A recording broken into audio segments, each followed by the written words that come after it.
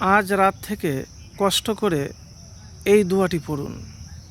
ইনশাল্লাহ যা চাইবেন তাই পাবেন, যদি দোয়া কবুল হয়। প্রিয় ভাই, আপনার অনেক দিনের কঠিন আশাও পূরণ হয়ে যাবে। দীর্ঘদিন ধরে আপনি আশা করছেন, কিন্তু আশা পূরণ হচ্ছে না। তো আমি আজকে এক আমলের কথা বলবো, এই আমল একবার করে দেখতে পারেন। দেখেন, যখন কোনো আমল করবেন আমি হয়তো আপনাকে বলবো, কিন্তু দেওয়ার মালিক হলো আল্লাহ। তার কাছ থেকে আপনাকে চেয়ে নিতে হবে। আমি শুধু উপদেশ আপনাকে দিতে পারি, এর চাইতে বেশি কিছু নয়। আপনাকে কোনো রকমের প্রতারণা বা মিথ্যা কথা বলবো না। তো কিভাবে আমল করবেন, কষ্ট করে আজ রাত থেকে নিয়মিত করবেন। উজু করবেন, উজু করার পরে ঘরের মধ্যে প্রবেশ করে সূরা ওয়াকিয়া পড়বেন।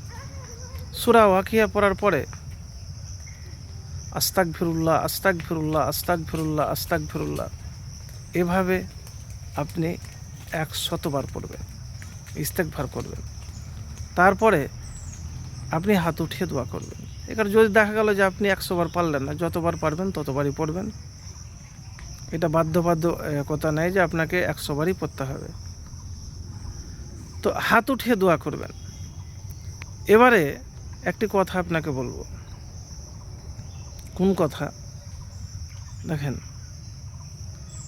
আল্লাহ সুবহানাহু ওয়া তাআলা, মহান আল্লাহ রাব্বুল আলামিন আমাদেরকে যখন দুনিয়াতে পাঠিয়েছেন তখন তার রিজিকের ব্যবস্থাও করেছেন। হ্যাঁ, এটাও ঠিক, তকদিরের যা লিখন আছে সেটা হবেই, কিন্তু খারাপ তাকদিরও বদলে যায় দুয়ার মাধ্যমে। গায়েবী কোনো টাকা আসবে না, আপনাকে মিথ্যা আশ্বাসের কথা বলবো না, কিন্তু টাকা আসার জন্য আপনাকে মেহনত করতে হবে। মেহনতের পাশাপাশি বেশি বেশি করে যতটা না মেহনত করবেন তার চাইতে বেশি দোয়া করতে হবে। তো প্রিয় ভাই, মেহনত পরিশ্রমই হলো শেষ কথা। তো এতটুকুন বলবো যে আপনি